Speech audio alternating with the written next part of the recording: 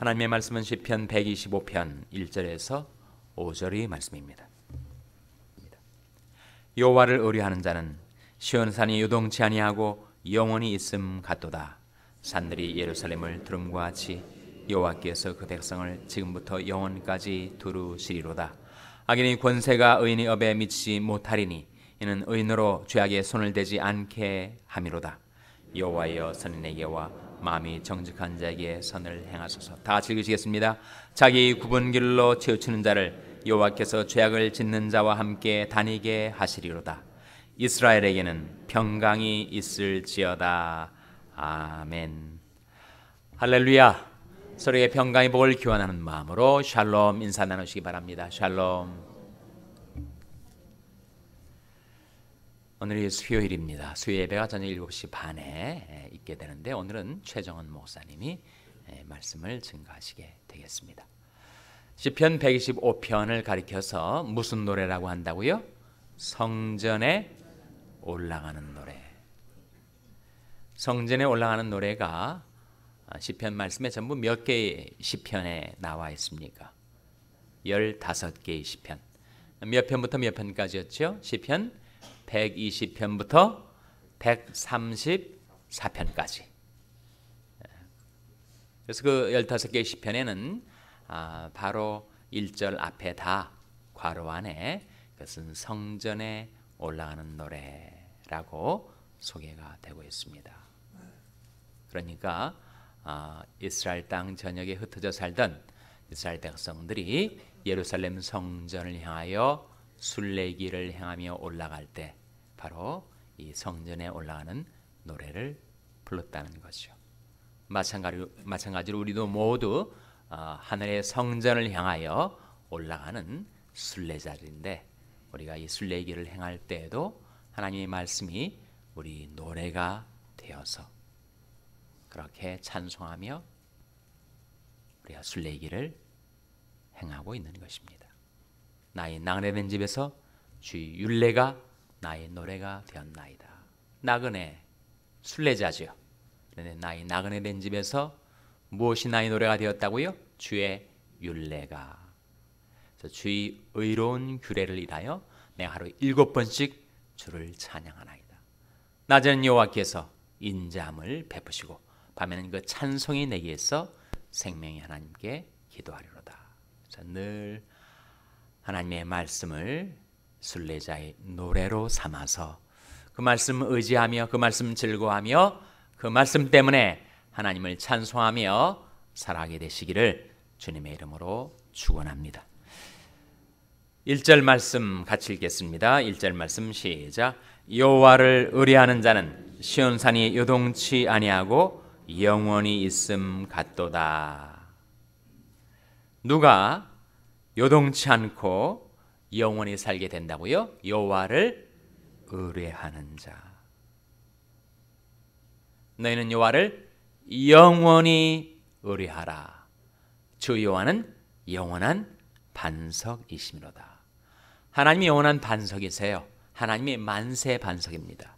이 세상 모든 것들은 다 요동치고 변하고 그리고 사라지지만 하나님은 영원한 반석, 만세 반석이시고 하나님을 의뢰하는 인생도 그러하다. 그런 말씀 아닙니까?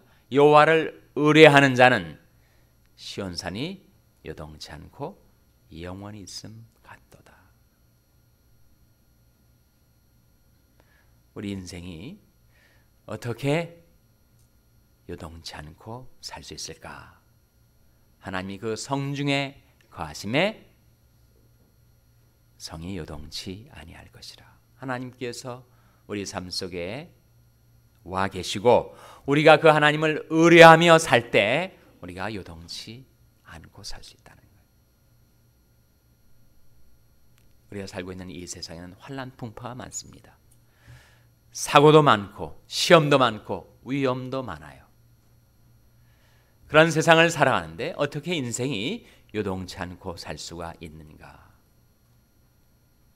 신명기 33장 27절 말씀에 영원하신 하나님이 너희 처소가 되시니 그 영원하신 팔이 내 아래 있도다.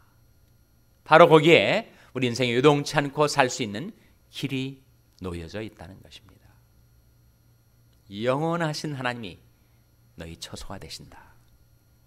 그래서 우리가 세상이 풍파에 의해서 내 삶이 요동치고 흔들릴 때 그 영원하신 팔이 네 아래에 있도다. 하나님께서 영원하신 팔로 우리를 받아주시고 안아주시고 지켜주시고 돌봐주신다는 거예요. 문제는 우리가 그 하나님의 영원하신 팔을 의뢰하는가, 붙드는가, 의지하는가. 거기에 한 인생이 요동치며 살게도 되고, 그리고 마치 시온산이 떡하니 산이 요동하겠습니까, 여러분? 아무리 광풍이 분다 할지라도 산이 흔들리겠어요? 그러한 것처럼 여호와를 의뢰하는 자는 시온산이 요동치 않고 영원히 있음 같도다. 그래서 우리가 이 환난풍만한 인생 가운데 순례의 길을 행할 때 요동치 않는 것도 중요하고, 우리가 죽을 때 모두가 죽지 않습니까? 한 번 죽는 것은 사람에게 정하신 것이요. 우리가 모두 죽을 텐데 내 육체가 죽는다고 내 존재가 멸절되는가? extinction, 내 존재 자체가 다 끊어져 버리고 사라져 버리고 멸절되는 것인가? 과연 죽음 그 이후에 나의 존재는 어떻게 되는가? 하나님을 의뢰하며 사는 자는 이 세상에서도 요동치 않고, 그리고 죽은 다음에도 어떻게 된다고요? 영원히 산다. 바로 요한일서 2장 17절 말씀인데 한번 찾아보시기 바랍니다. 요한일서 2장 17절 말씀. 요한일서 2장 17절은 신약성경 389면입니다. 요한일서 2장 17절 말씀. 신약성경 389면 요한일서 2장 17절 말씀 같이 읽겠습니다. 시작.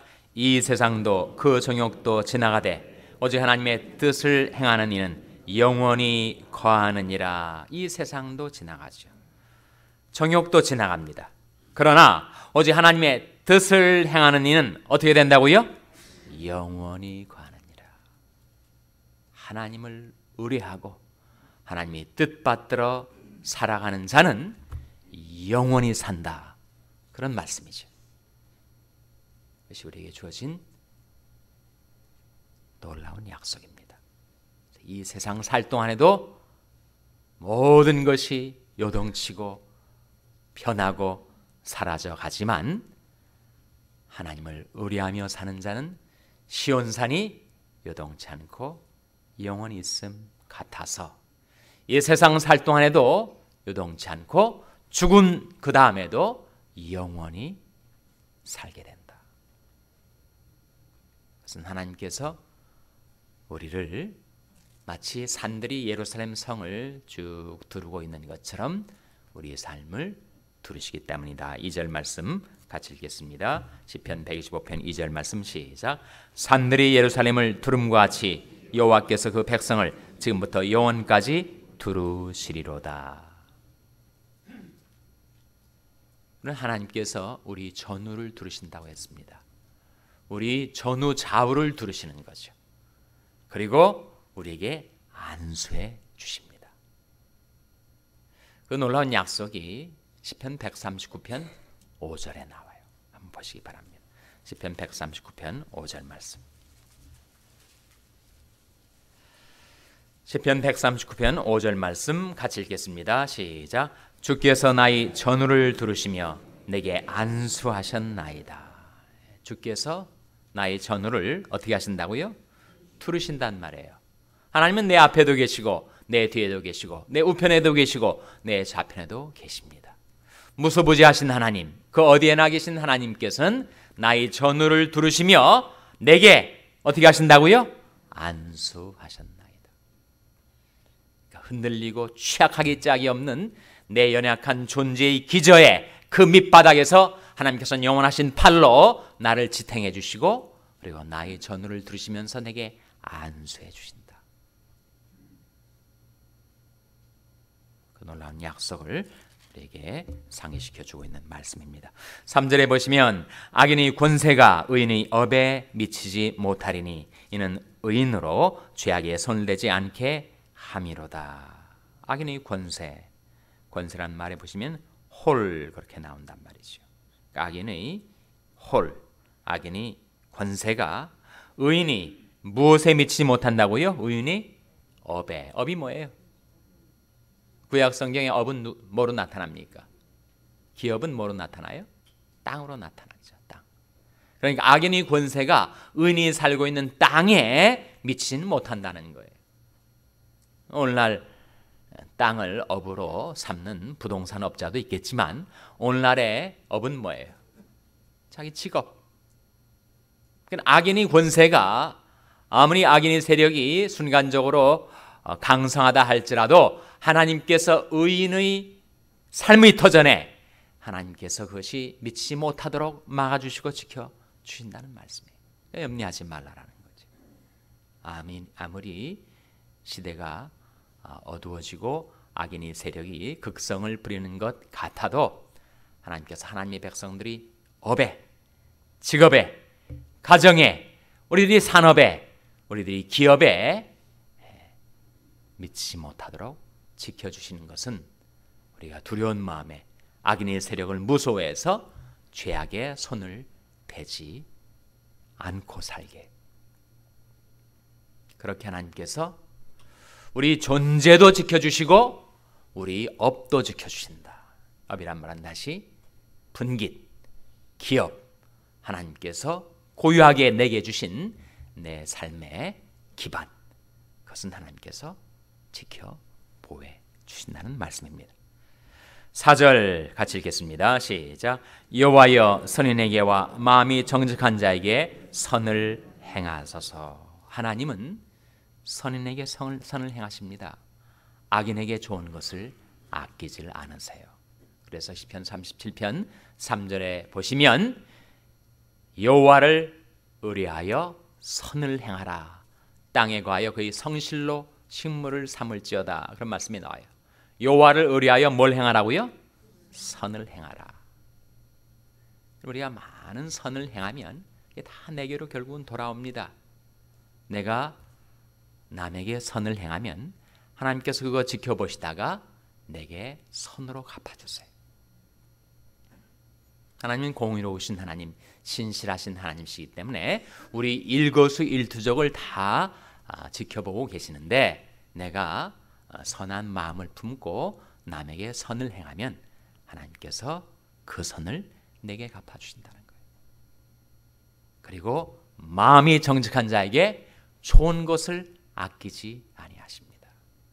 시편 84편 11절에 보시면 여호와 하나님은 해요 방패시라. 여호와께서 은혜와 영화를 주시며 정직히 행하는 자에게 좋은 것을 아끼지 아니할 것임이니이다 하는 말씀이 나옵니다. 하나님은 하나님을 경외하고 정직히 살아가는 자에게 좋은 것을 아끼지 아니하십니다.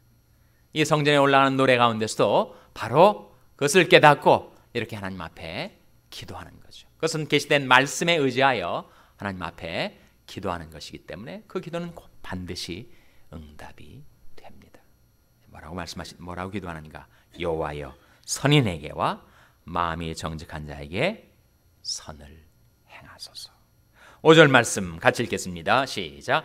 자기 굽은 길로 치우치는 자를 여호와께서 죄악을 짓는 자와 함께 다니게 하시리로다. 이스라엘에게는 평강이 있을지어다.